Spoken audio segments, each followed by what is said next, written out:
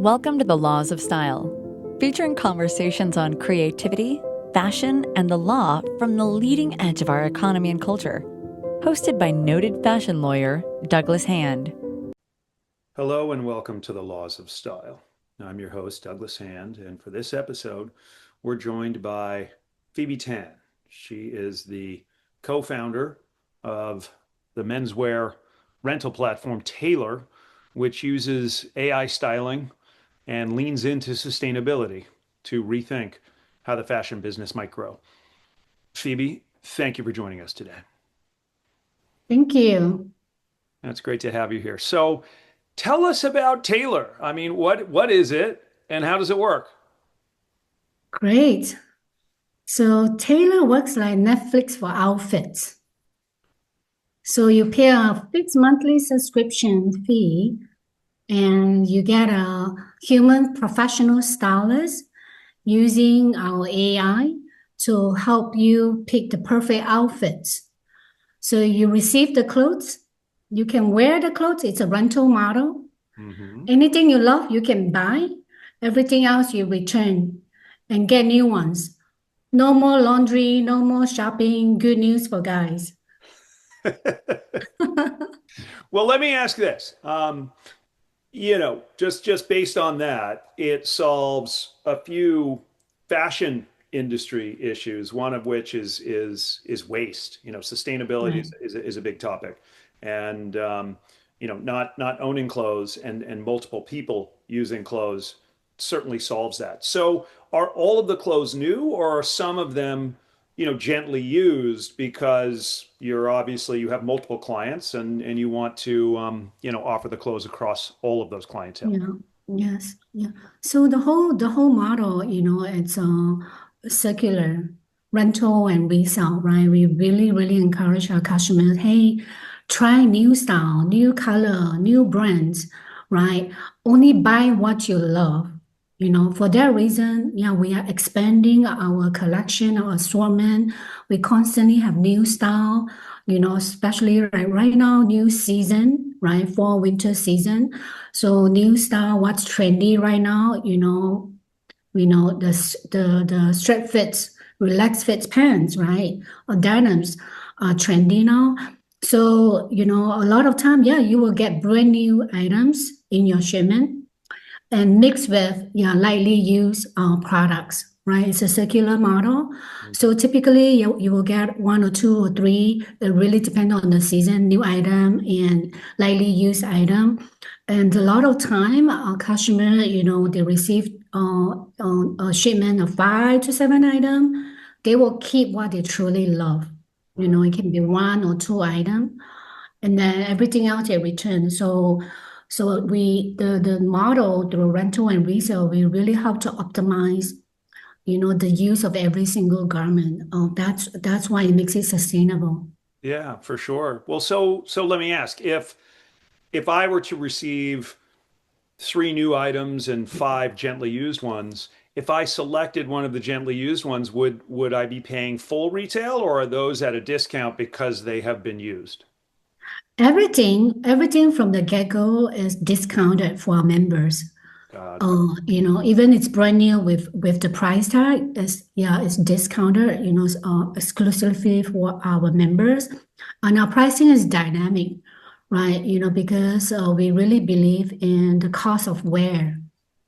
So, we value the life of every single garment. So we estimate, let's say this piece of garment will last 20 times, 30 times, 50 times, pair of jeans will last even longer, right? Then we will price it accordingly. So it's very dynamic. The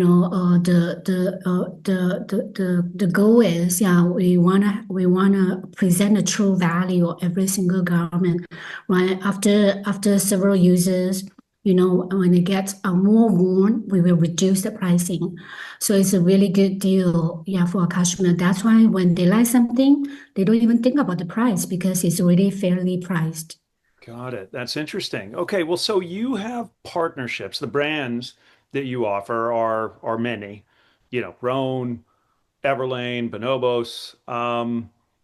Are there more brands? Like how do you go through that process of intaking brands?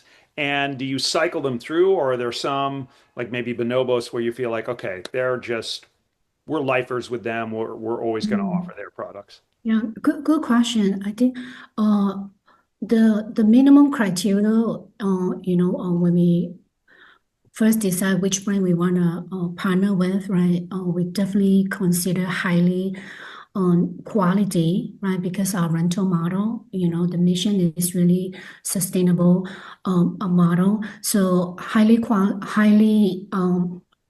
quality and comfortable, right? Interesting feature, interesting design. A customer really appreciates something with subtle uh, features, subtle details, right?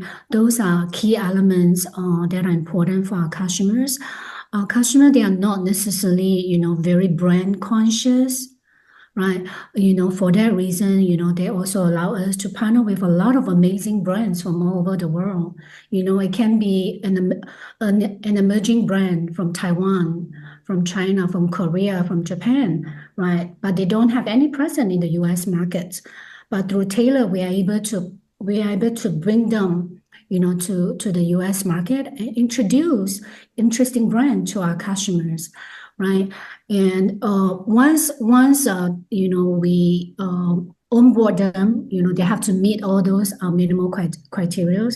Then of course, yeah, we review the performance, right? We are very data centric company. Also, we review our customer feedback and all the sell-through performance, right? If customer love it, right, that's a strong indication. Yes, it's a pretty good product, right? And consistently, customer thumbs up, give us very specific review about quality, fit, style, overall rating, right? Because of our styling uh, service, right? We get a lot of unbiased customer feedback that help us make a very important decision, like what do we want to continue to carry?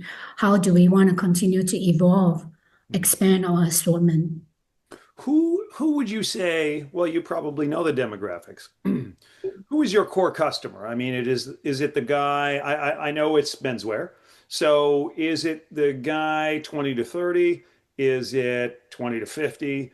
Is it 40 to 60? Who is your target? Or do you have a model where you feel like because, and we'll get into the AI elements of the styling, you can really service any gentleman, and you have the breadth, the product assortment to do that. Right. So right now, yeah, our customer demo, of course, yeah, we are, still in the beginning, right? They are between 25 to 55 years old, right? They are in their late 30s. Okay, they are everywhere in the US. Of course, bigger city, have more customers. They have higher needs, right, to look great. But what they all have in common is they are people-facing professionals. There is a reason, very practical reason, for them to want to look better, more elevated. Whether it's a single guy, want to impress a date, dating is stressful enough, right? So they don't want to think about fashion. They want to show up and looks amazing. Or professionals, right? It can be attorney, professors, realtors, sales guy, consultants, right? They meet clients, they meet people on screen. So they definitely, yeah, have specific goal that they have to achieve Got it. to look more Is elevated. that, do you try to service, like, does a guy say, I'm really just looking for workwear and I am a real estate broker or an accountant?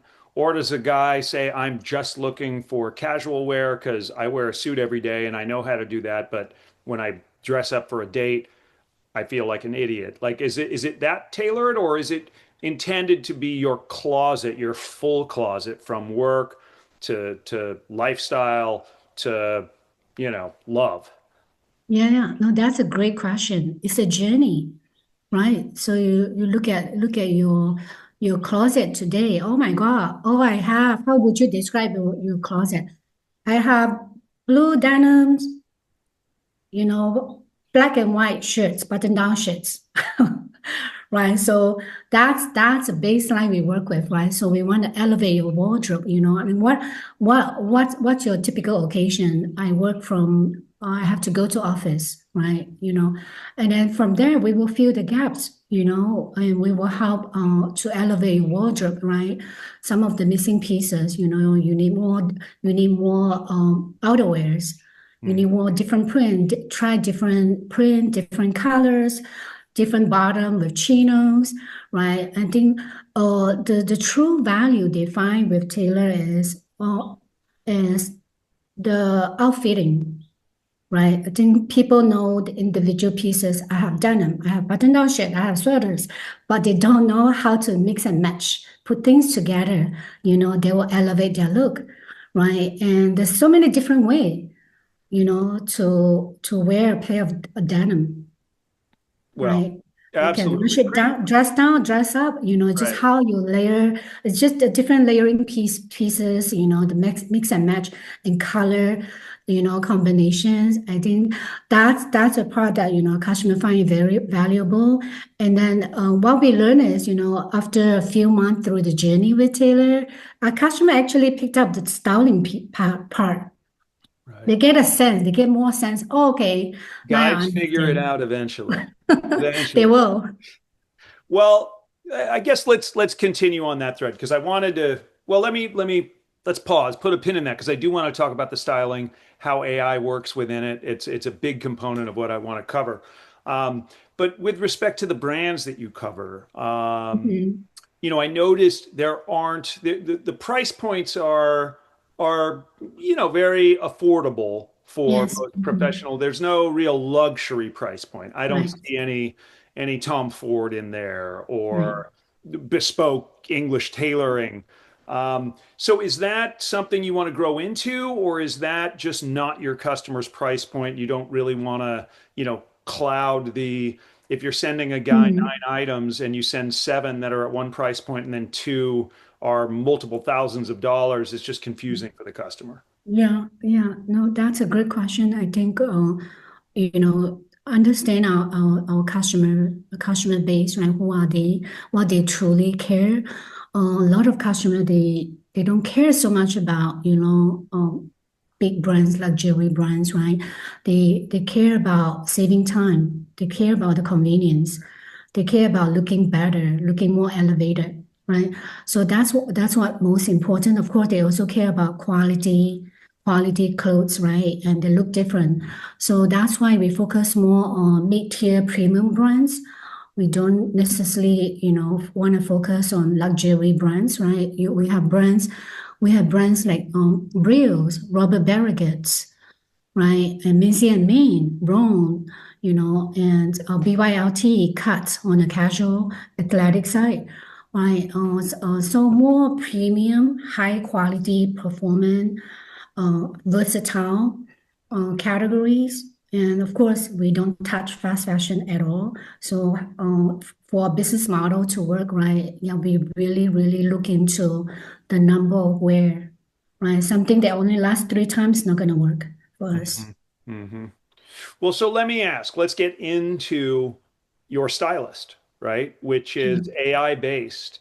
And obviously, you can't swing a dead computer cable without hitting a company that's struggling and striving to use AI in its business model. You definitely have that as a key component because you have AI serving really as a creative consultant to your clients. So I'd love to hear how that works. Is the AI consultant individualized if you know by clients and how does that relationship evolve?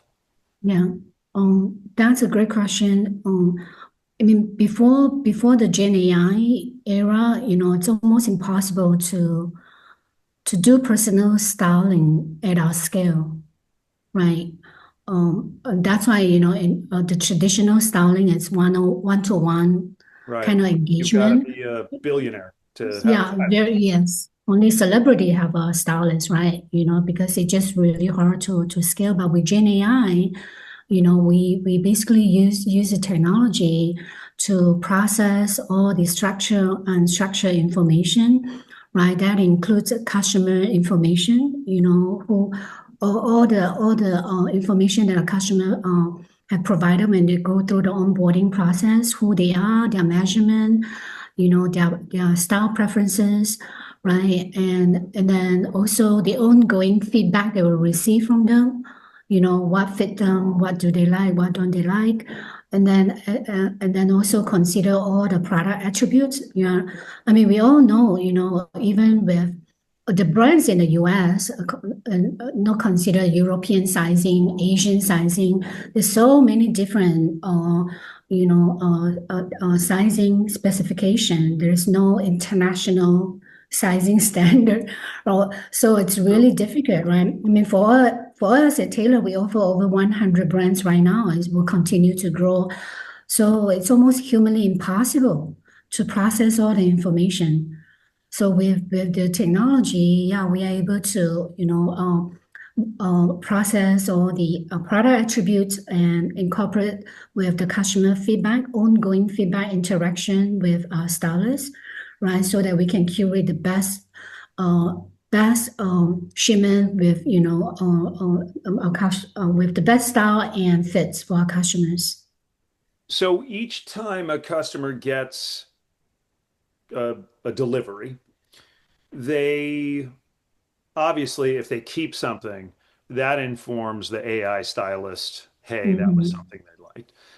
Do they also fill out, do they provide, verbal or written feedback as well? Like, hey, I really liked the cardigan, but yellow's not my color.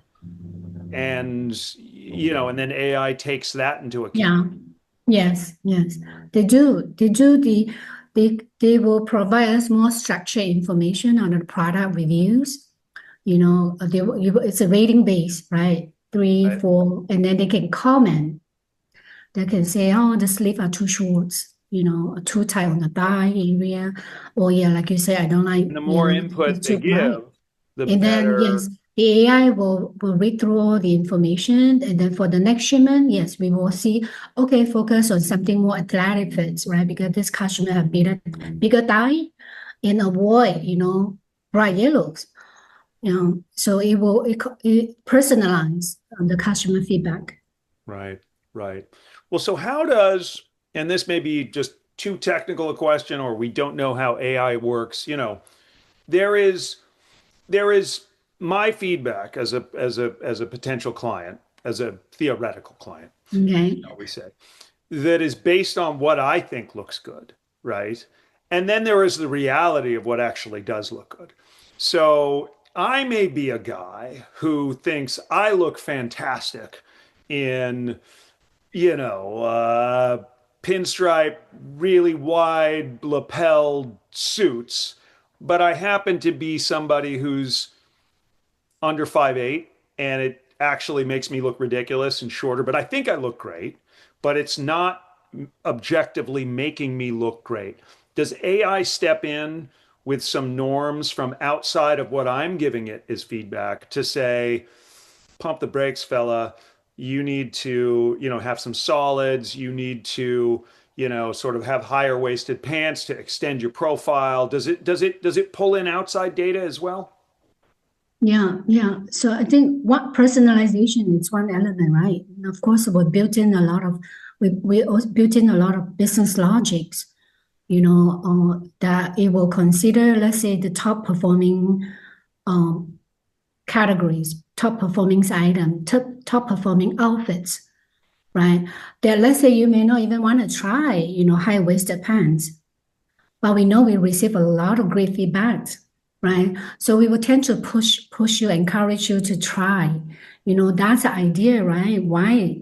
That's the idea of the rental model, Otherwise you'll be wearing the same thing again and again. Hey, you already pay for the subscription. Try something new. If you don't like it, no big deal. Try something else, right? Yeah. So no, we always encourage our customer to try, yeah, new fits, right? Someone who used to wear only slim fits. Hey, let's transition to straight fits, right? It will look amazing because I think the subtle transformation, and the feel they look different, right? They also evoke some confidence. And then people will notice the difference. Hey, Douglas, you look different. Suddenly you look very casual and trendy. Right? If you wear more baggy, relaxed fits. Yeah. No, that's a very interesting point. I think it calls to mind for me the fact that a lot of guys do live in silos, and Mhm. they don't they're just not interested in the outside data points. They're not going to read a guidebook on menswear or Right. Alan Yeah. Flusser. They Yeah. just sort of want to get it done. They want to check the box. And your AI stylist kind of does all of that work for them. But the fact that what they get when they get a new shipment is rental, is part of the subscription, is in essence free because they've already paid for it, Right. does lower that barrier of trying new things, which I think is the biggest hurdle for most men, Right. is that sort of, well, I bought it, I own it, I'm just gonna wear it, even though I look awful. Yeah. Um, yeah, Yeah.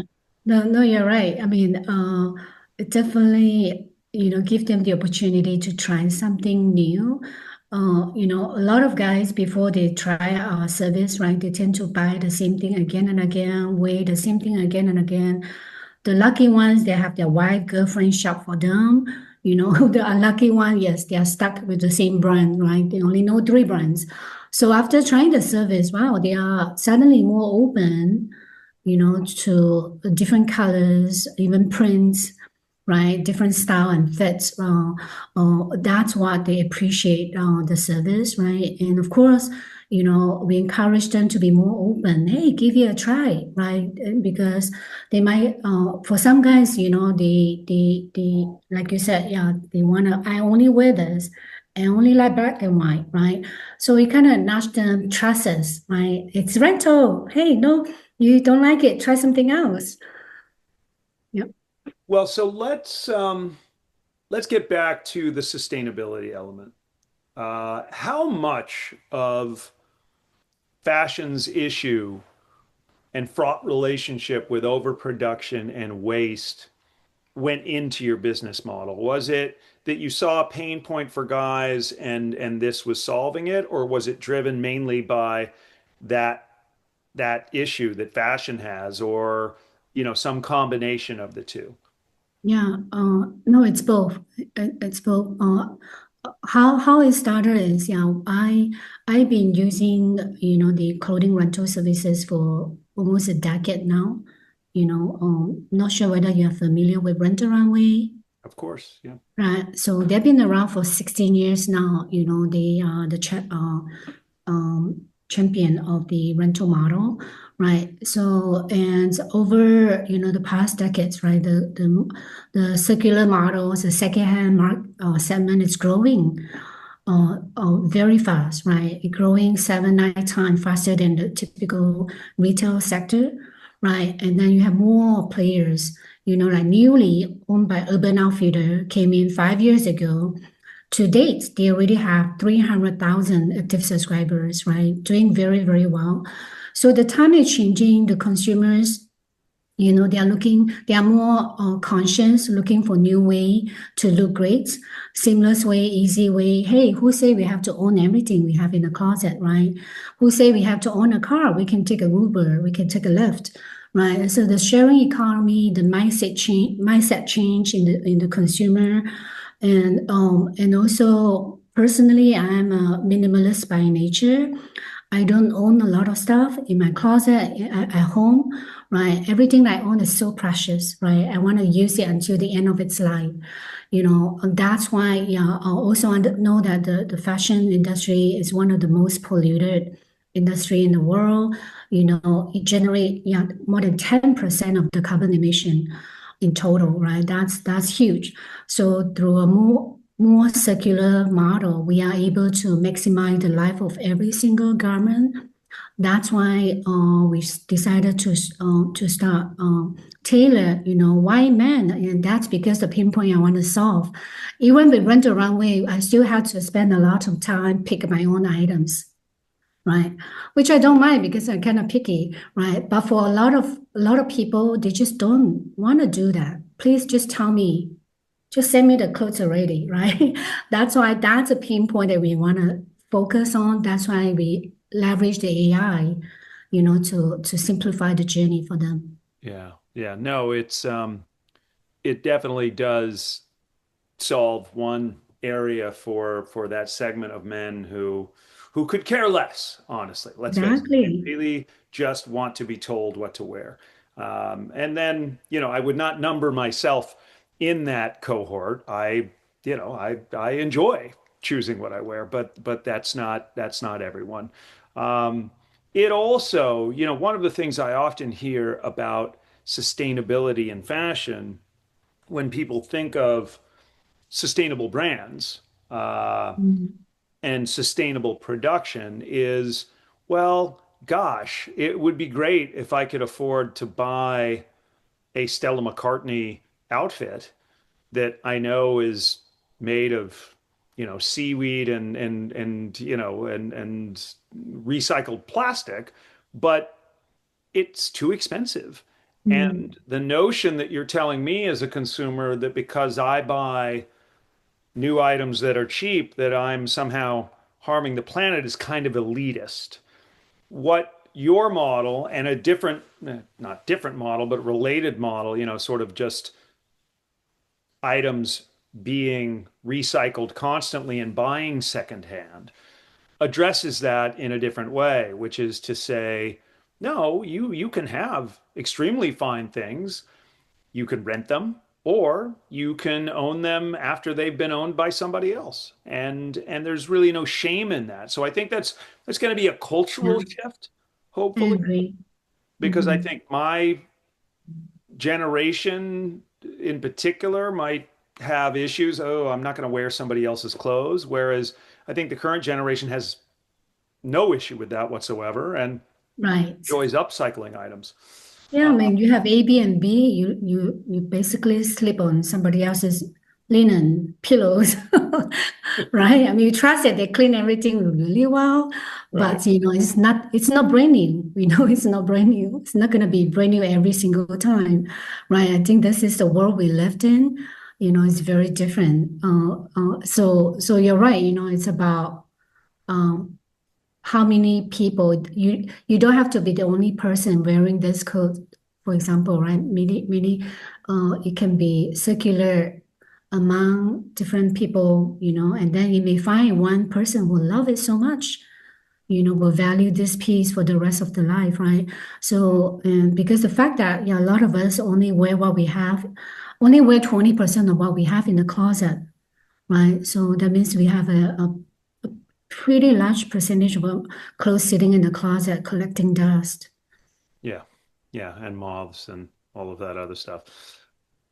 So, and this is somewhat contrary to the sustainable model because, fashion and trends mean increased newness, but I do want to ask, so what are Mhm. men wearing? What are you seeing with your customers? What are trends? And in particular, in this moment where some workers have returned to the office, but many others are really digital nomads. They work from wherever they want to work, and they mainly work in this kind of environment where it's two dimensions and it's just from the waist up.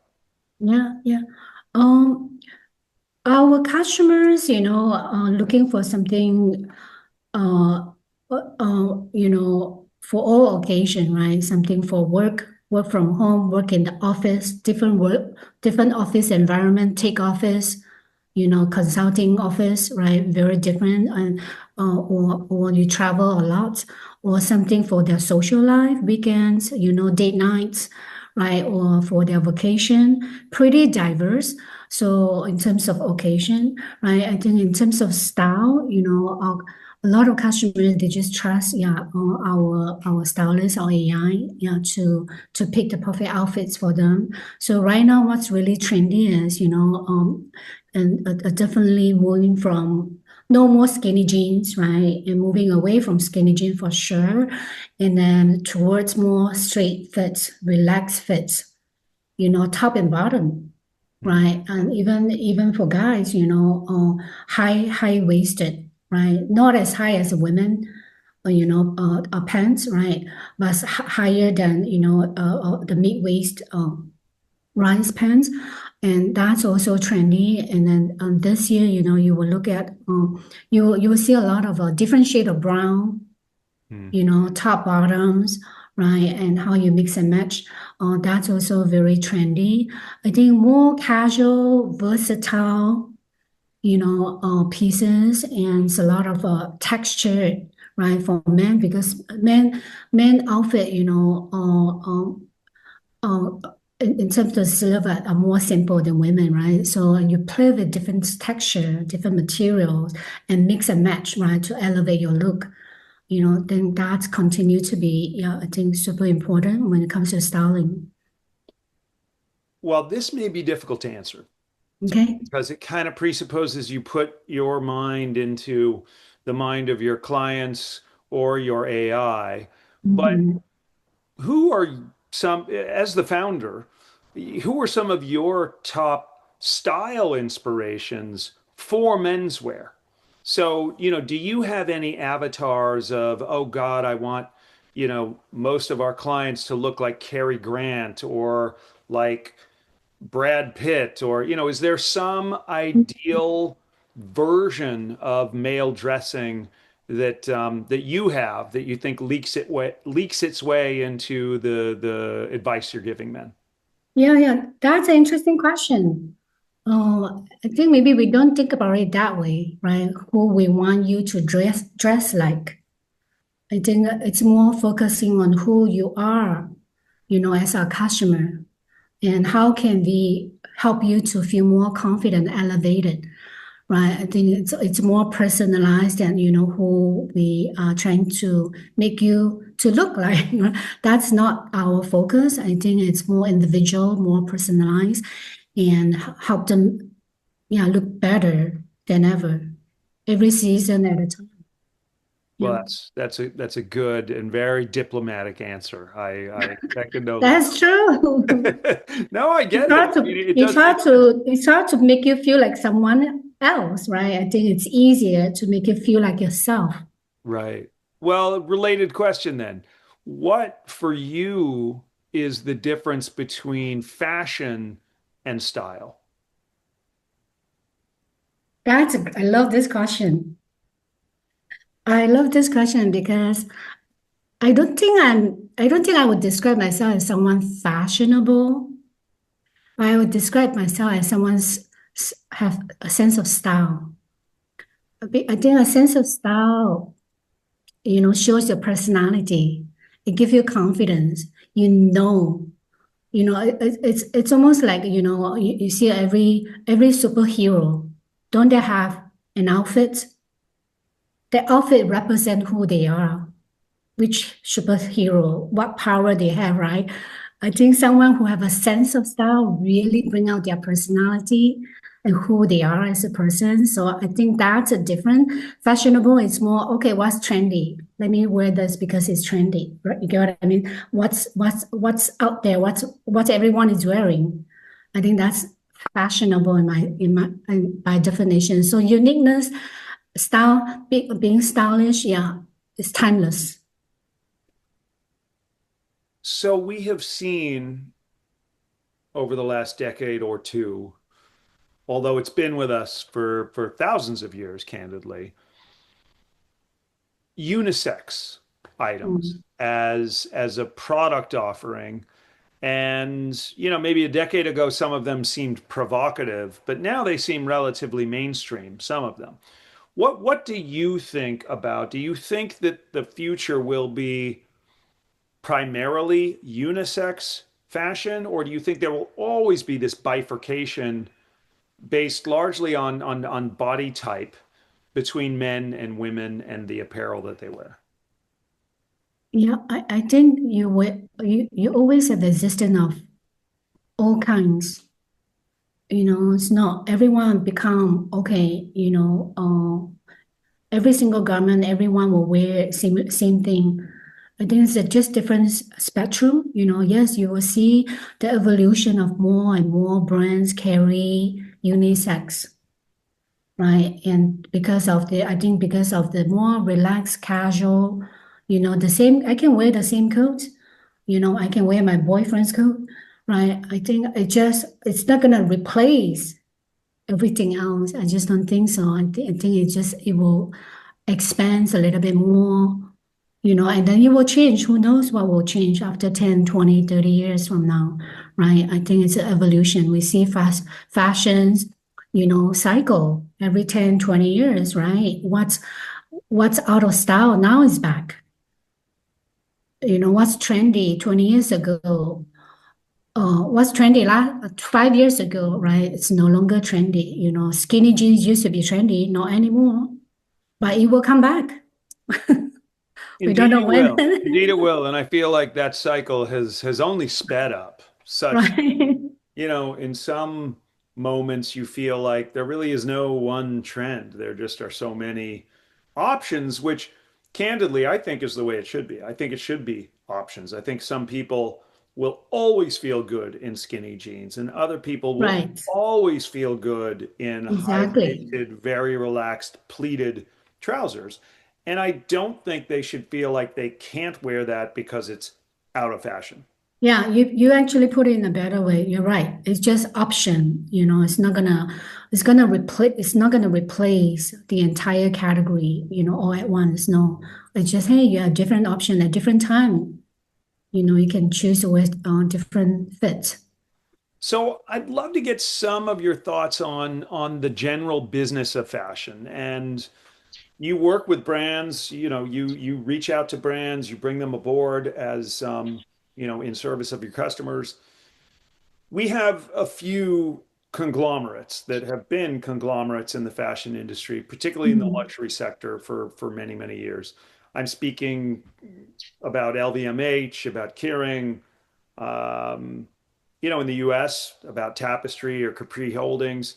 What do you think of that business model where there is singular ownership over multiple brands? Do you think that that is the future and that there will be continued consolidation? Or do you think that at some point that will stymie the very creativity that fashion is premised on and that independent brands will always have a place? Wow, that's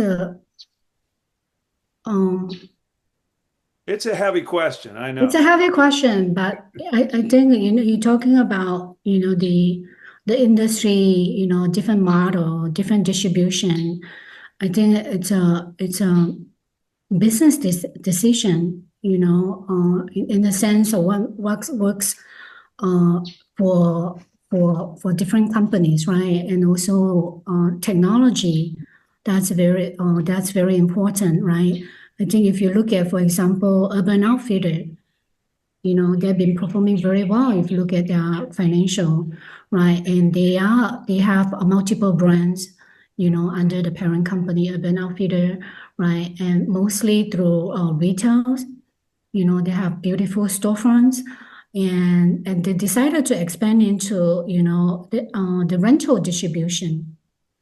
Why? Because the consumer behaviors are changing, because the circular model, it's growing fast, right? The future of fashion, it's evolving into how people consume fashion, right? The way we consume fashion, it's evolving. So your business model has to catch up. I think it's changing the business model. In this case, is more distribution, right? They launched a rental model, that actually help them to monetize their inventory. That's very, very smart on them. They leverage all the technology, all the infrastructure, all the overhead that they have, right? And then monetize, the inventory however they like. They can change the assortment however they like, right? Yeah. based on what they have.